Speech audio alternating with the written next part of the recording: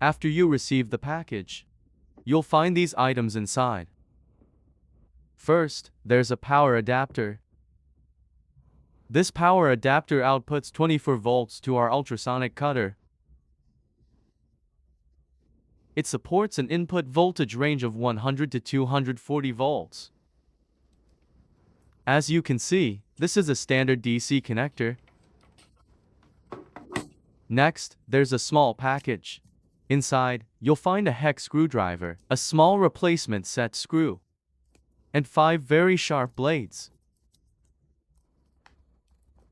Because this bag is quite small,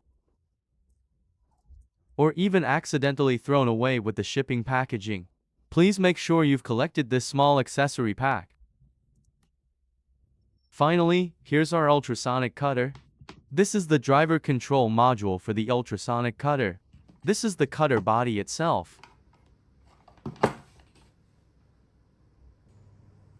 First, take the driver casing of the ultrasonic cutter. You'll see a DC female port at the very back.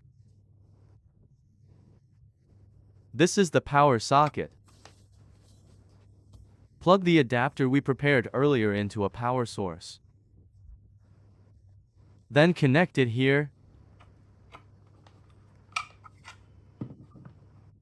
Flip the switch upward. This is the power switch. You'll hear 3 beep beep beep sounds. And then you'll notice the cooling fan start working. Some numbers will appear, showing the frequency and power.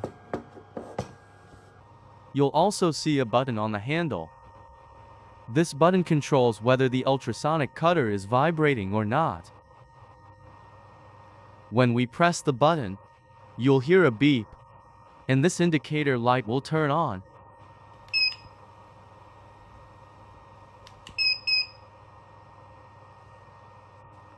Let's remove the protective cover and give it a try. This is a piece of acrylic.